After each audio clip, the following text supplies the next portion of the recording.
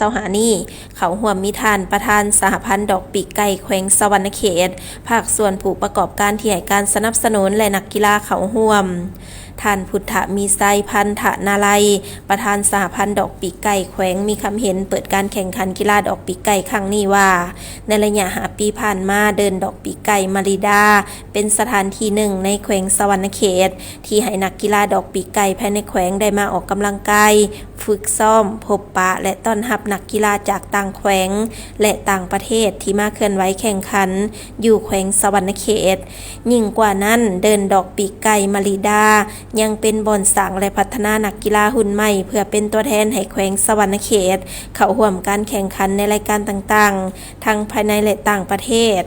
ในการจัดการแข่งขันครั้งนี้ถือเป็นระยะเวลาพอดีกับสหพันธ์ดอกปีกไก่แขวงกำลังกะเกียมและฝึกซ้อมนักกีฬาของแขวงที่จะไปร่วมการแข่งขันกีฬาแห่งชาติครั้งที่12ที่จะจัดขึ้นในระหว่างเดือนพฤศจิกายนปี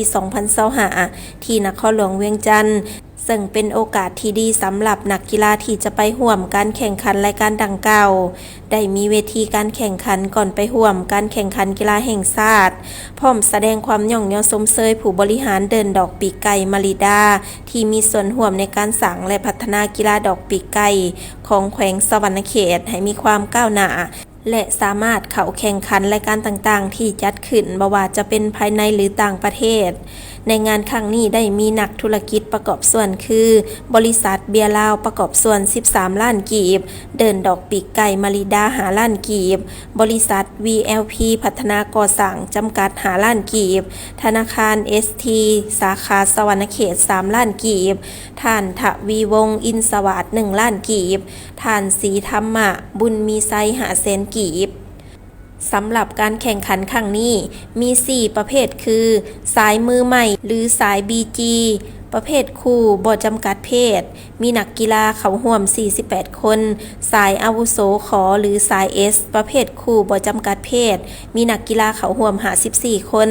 สายอาวุโสกหรือสาย N ประเภทคู่บ่จำกัดเพศมีนักกีฬาเข้าร่วม38 คนและสายสาวหนุ่มหรือสาย PN ประเภทคู่บ่จำกัดเพศมีนักกีฬาเข้าร่วม12 คนรวมนักกีฬาเข้าร่วมทั้งหมด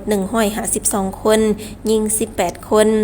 ส่วนการแข่งขันในครั้งนี้ใส่กติกาคือในรอบคัดเลือกใส่เพียง1 เกมเอาคะแนน30 แต้มตีขบกันหมดในกลุ่มเลือกเอาอันดับ1และ2ไปตัดเสือกกับอีกกลุ่มหนึ่งเพื่อเข้ารอบต่อไปในรอบ2ใส่กติกาแบบเสียคัดออกเอา2ใน3 เกมแต้มไหล21 แต้ม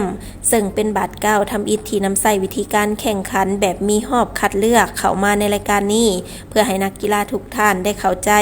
ได้เรียนรู้ไปพร้อมกันพร้อมนี้ท่านสมพงษ์วิศวัตรเจ้าของเดินดอกปีกไก่มาริดายังให้รู้ว่า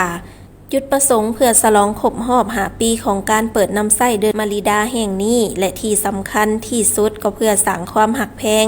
ความใกล้ชิดของนักกีฬาต่อนักกีฬาและสร้างนักกีฬาดอกปีกไก่ให้มีหุ่นสืบทอดต่อไปและพัฒนาให้ก้าวขึ้นสู่เวทีระดับภาคพื้นและระดับสากลพร้อมทั้งดึงเอาเยาวชนสาวหนุ่มให้หันมาเล่นกีฬาออกกำลังกายหลีกเว้นสิ่งเสพติดและอบายมุขอีกทั้งเสริมสร้างสุขภาพให้แข็งแรงเป็นกำลังของชาติในอนาคตซึ่งตลอดการเปิดบริการเดินดอกปีกไก่ตลอดระยะ5 ปีมานี้ก็มีผลตอบรับจากผู้มาใช้บริการในระดับที่ดีพร้อมนั้นท่านยังได้เชิญชวนให้ทุกเพศทุกวัยหันมาเล่นกีฬาให้หลายและกีฬาดอกปีกไก่ก็เป็นทางเลือกหนึ่งที่ดีการจัดงานในมือนี้เพื่อฉลองเพื่อครบรอบ5 ปีของเดินดอกมาริดาของเรานี้ที่ได้บริการมา5 ปีเนาะและก็จุดที่สำคัญก็คือเพื่อส่งเสริมนักกีฬาเลยนะให้มีรุ่นสืบต่อไปของกีฬาดอกปีกไก่เฮานี่ให้มีรุ่นสืบทอดเนาะแล้วก็เพื่อให้มีความก้าวหน้าแล้วก็ให้มีการพัฒนาฝีมือสู่ระดับภาคพื้นและระดับสากลที่สำคัญก็คือทางให้นักกีฬาและเด็กน้อยเยาวชนเท่านี้ทางไกลจากสิ่งเสพติดและอบายมุขและสิ่งสำคัญมีนักกีฬาได้เกิดขึ้นหลายเนาะนักกีฬาได้เกิดขึ้นหลายในการมาใช้บริการในเดินของเรานี่นะ จังฉะนั้นแหละเขาจึงเห็นความสำคัญนี่เขาจึงจัดงานนี่เกิดให้มันเกิดขึ้นนะเราอยากเชิญชวนสาวหนุ่มก็อยากเชิญชวนนักกีฬามือใหม่หรือผู้ที่คิดอยากจะเล่นเนาะหันมาเล่นกีฬาดอกปีไก่นี้ก็บ่แม่นเรื่องยากเนาะเพียงแต่ว่ามีใจมักก็ถือว่าเล่นได้เนาะอุปกรณ์หรือสิ่งต่างๆอยู่ในเดินเฮานี้มีความพร้อมในการรับใช้บริการสำหรับการแข่งขันในตลอดการดำเนินการแข่งขัน2วันนี้แม่นมีบรรยากาศอันฟุดฟื้นและเต็มไปด้วยความสามัคคีหักแพงทั้งผู้ชมผู้เชียร์และนักกีฬาส่วนผลการแข่งขัน